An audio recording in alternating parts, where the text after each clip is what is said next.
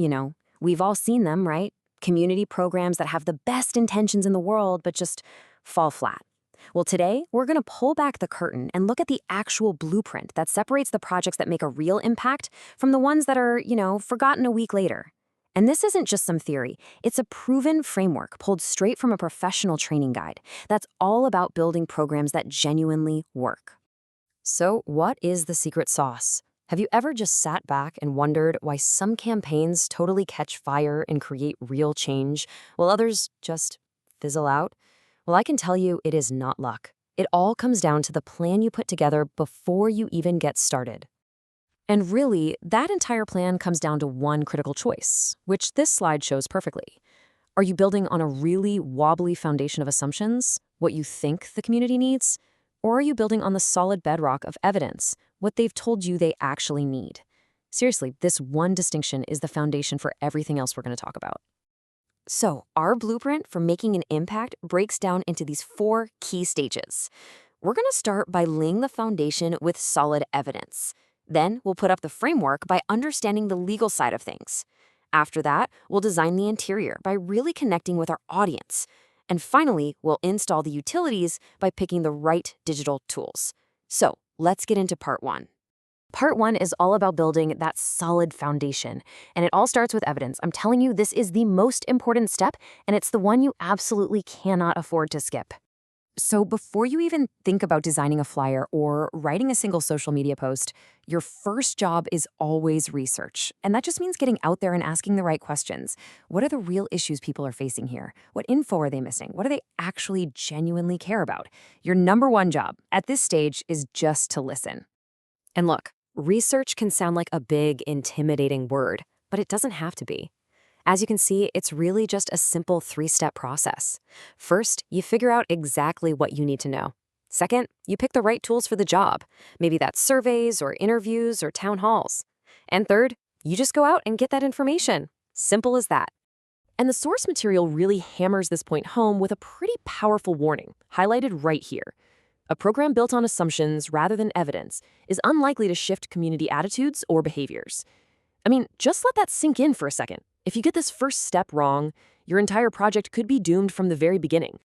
Okay, so with our evidence-based foundation firmly in place, it's time to build the framework.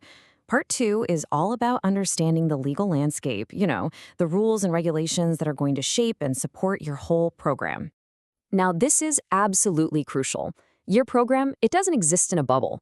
Every single fact, every figure, every piece of advice you share has to be legally accurate and up to date. This isn't just about getting the little details right. It's about protecting your community and, frankly, protecting your program's own credibility. This table shows you just how high the stakes are in the real world. Let's say your program is all about responsible pet ownership. Okay, so if you share outdated information on leash laws, the consequence isn't just a confused owner. It could actually be a public safety risk. And the same thing goes for cruelty laws or licensing rules. Getting a law wrong can have really serious consequences. Okay, so we've got our foundation of evidence, and our legal framework is up. Now it's time for part 3, connecting with your audience.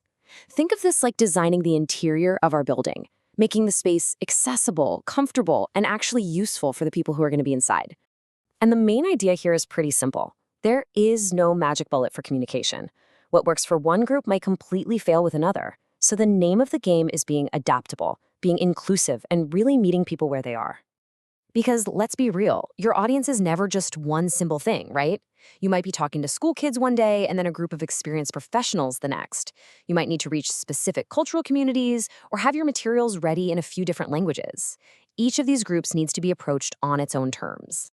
So what gets in the way of making that connection? Well, you have to think ahead about the barriers.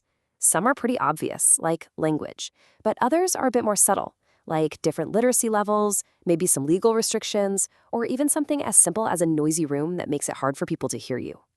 And adapting your style is everything, as you can see right here. If you're talking to an audience with lower literacy, you're going to lean on simple language and lots of clear visuals. But for a room full of experts, you can dive right into the technical jargon and the complex data.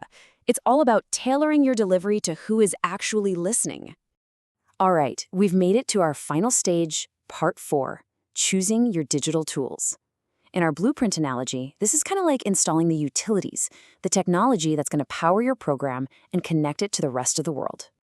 In the world we live in today, digital tools seem like a no-brainer. I mean, social media, websites, webinars, they can get your message out to a massive audience. But, and trust me, this is a big but, they are not a magic solution. Every single one of these tools comes with its own costs and, more importantly, its own risks. And you really have to think about these risks strategically. Like, is everyone in your target audience actually going to be able to get on this platform? How are you going to stop your message from being twisted into misinformation? Once you post something, you pretty much lose control of it. And you always have to ask the tough question, is the cost and the effort really worth the reward here? So, let's bring it all home. Here it is, your 4-step blueprint for impact. Number 1. Build your program on solid evidence, not guesswork. 2. Obey the law. Make sure all your information is rock solid. 3. Genuinely get to know your audience and adapt your message for them. And 4. Use your digital tools wisely, understanding both their power and their pitfalls. And that really brings us to the most important takeaway of all. A truly effective program doesn't just talk at a community. It listens, it adapts, and it builds with them, side by side. So I guess the only question left is, what are you going to build?